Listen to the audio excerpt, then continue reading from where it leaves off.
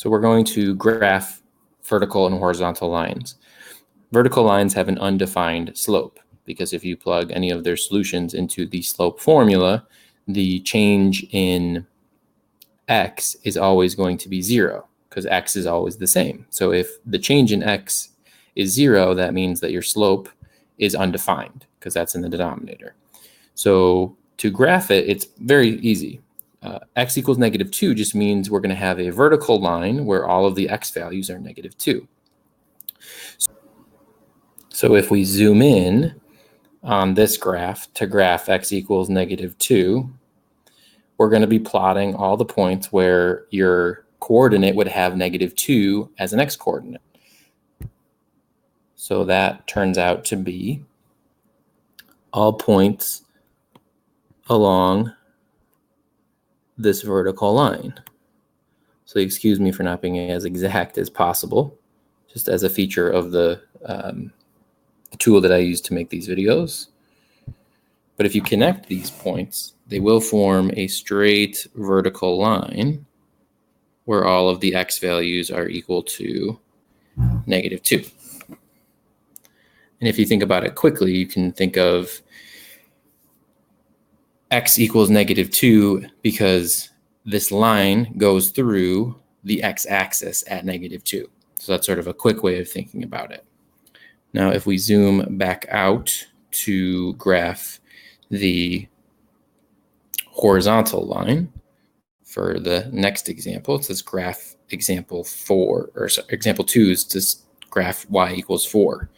So in that case, if we're graphing y equals 4, then we're talking about the line where all coordinates have y values of 4.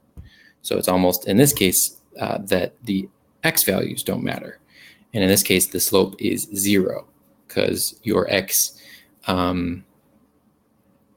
is changing, right, as you go, but the y value is not changing. So you're 0 over a certain number. So that's always going to be 0. So if we graph that line, we would have points where y is equal to 4. And again, these should be exactly on the line, right? And if we connect them, we can see that a little bit better. We have this horizontal line, and that is y equals 4. And again, the slope is 0, right? Because your y values are not changing. So that's 0 change over some change. So 0 over any number is just going to be 0. And that finishes off slide 19. And there it is, completed. We're going to go on to the next slide. So slide 2 is the last example from this day.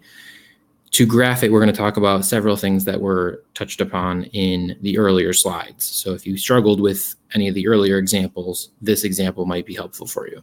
We're going to talk about how to find the slope, and we're also going to talk about how to find the x and the y intercepts. Those might be easiest to find first, because in each case, we're going to substitute in a value for x and y, each time equaling 0. So to find the y-intercept, we're going to let the x value equal 0.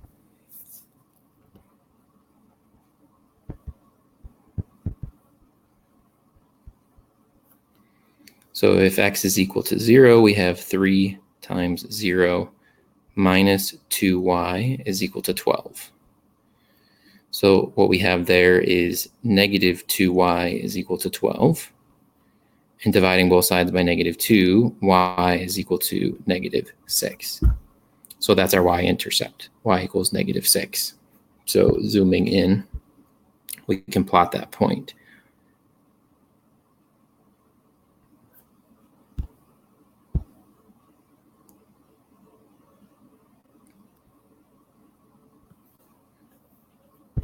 And then zooming back out, we'll find the x-intercept.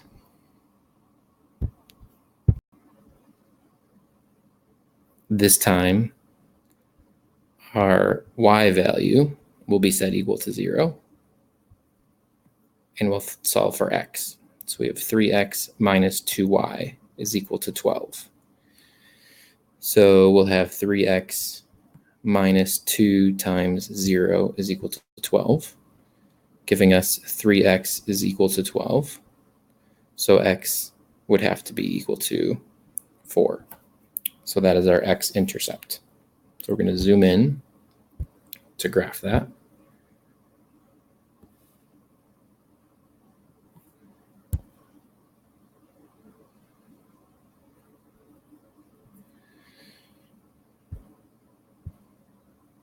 And if we zoom out, we can see the beginning parts of our line, right? And connecting those 2 points, we could graph the entire line, but also this will help us when we're trying to find the slope. So we can measure our slope in terms of the change in y over the change of x. So let's do that. So our red point has a y value of -6. So to track its change to the black line, right, we're going to subtract from that the y value on the black point. So that would be 0. So that's our numerator. Our denominator's x value is 0. And from that, we're going to subtract the black point's x value, which we figured out was 4. So now we can calculate what the slope is just based on these 2 points. So -6 will be the vertical change, and -4 will be the horizontal change. So we can see how our slope does turn out to be positive because both of these are negative.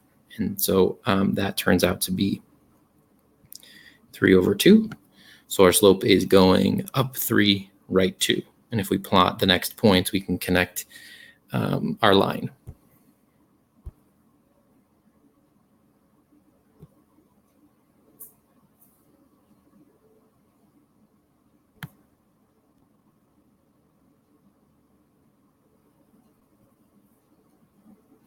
So I just went up 3 and right 2, up 3, right 2, up 3, right 2, up 3, right 2, or we could go down 3, left 2. And that shows us our entire line. Okay, make sure you're using coordinate planes to graph your lines. Make sure that you're using a straight edge to make your line straighter. And then we can finish by labeling this line with its original equation. But that's the general process for how you can graph your line. So last thing to do is just label this as 3x minus 2y equals 12.